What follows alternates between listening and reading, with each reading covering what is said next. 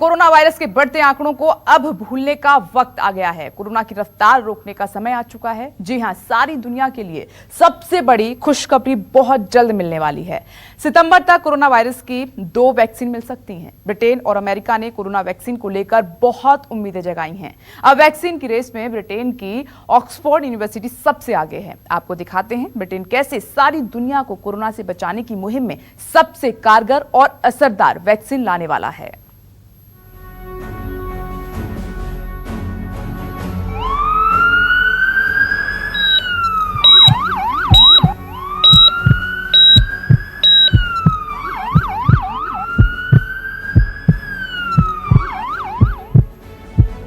Corona पर 2020 की सबसे बड़ी खुशखबरी।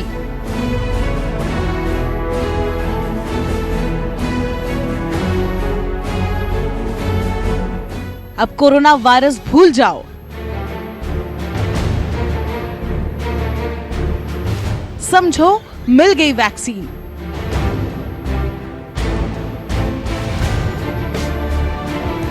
दुनिया के लिए सदी की सबसे बड़ी सौगात।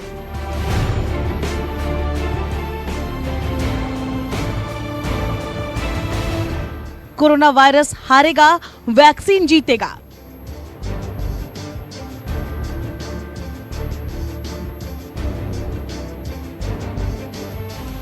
कोरोना वायरस का यही हश्र होने वाला है। दुनिया की सबसे असरदार और कारगर वैक्सीन के सामने कोरोना वायरस का आकार और अस्तित्व ऐसे ही खत्म होगा। ब्रिटेन की ऑक्सफोर्ड यूनिवर्सिटी कोरोना पर सबसे असरदार कोविड-19 वैक्सीन देने वाली है।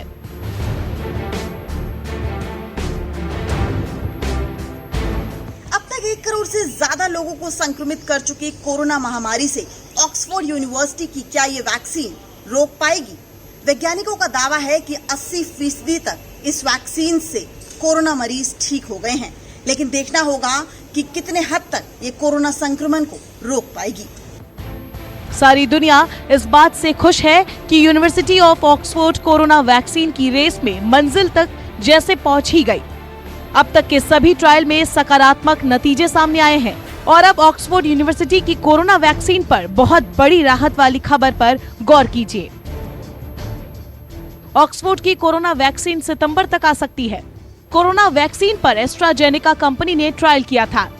तीसरे और आखिरी चरण के ट्रायल अफ्रीका रीजन में हुए। ऑक्सफोर्ड के वैक्सीन ट्रायल का सैंपल साइज बहुत बड़ा है। मानव ट्रायल में ब्रिटेन के 8,000 लोग शामिल किए गए। ब्राजील और साउथ अफ्रीका के 6,000 लोग शामिल हुए। इतने बड़े पैमाने पर वैक्सीन का मानव ट्रायल कहीं नहीं हुआ। वैज्ञानिकों के मुताबिक ट्रायल में कोरोना वैक्सीन असरदार रही। वैक्सीन ने कोरोना वायरस से लड़ने वाले एंटीबॉडीज बनाए। वैक्सीन ने किलर टी सेल भी बनाए जो वायरस को मारते हैं। ऑक्सफोर्ड वाले जो कि एडिनो वायरस के प्लेटफॉर्म में स्पाइक प्रोटीन का कर रहे हैं, वो वाला जो है वो अभी 1-2 दिन के अंदर उसके भी रिजल्ट निकलने वाले हैं। उन्होंने फेज 1 कर लिया, फेज 2 में आए हुए हैं और कंपनीज को भी इसमें जो रिस्क है वो लेने के लिए तैयार रहना पड़ता है। सीरम इंस्टीट्यूट जो है वो इसको लेने के लिए तैयार है। जैसे ऑक्सफोर्ड उनको एस्ट्राजेनेका उनको गो अहेड देगी, वो कहते हैं हम मिलियंस ऑफ डोजेस बना लेंगे। जो अमेरिकन कंपनीज बना रही हैं, क्योंकि अमेरिका में काफी बुरा हाल है। ऑक्सफोर्ड की कोविड-19 वैक्सीन के शुरुआती नतीजों को देखने के बाद शोधकर्ताओं और वैज्ञानिकों को उम्मीद है कि अब सितंबर तक बड़े पैमाने पर इसका उत्पादन किया जा सकता है।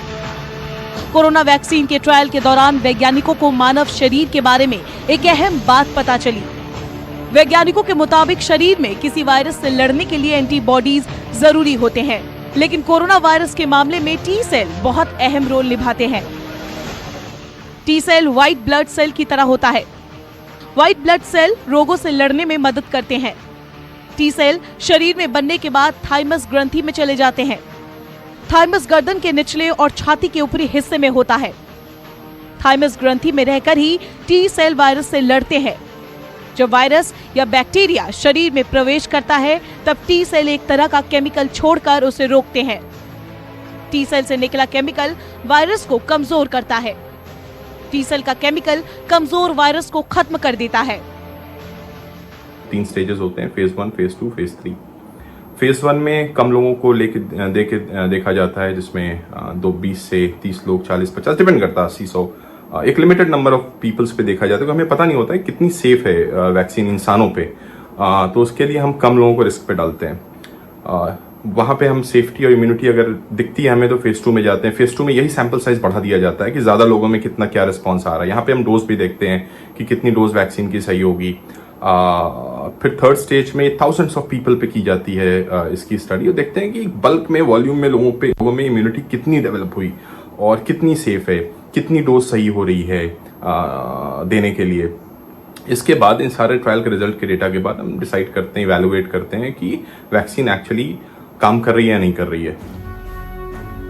ऑक्सफोर्ड यूनिवर्सिटी की वैक्सीन को लेकर एक खास वजह से उम्मीदें बढ़ी है, क्योंकि अब तक के ट्रायल में 18 साल से लेकर 55 साल तक के लोगों को शामिल किया गया है।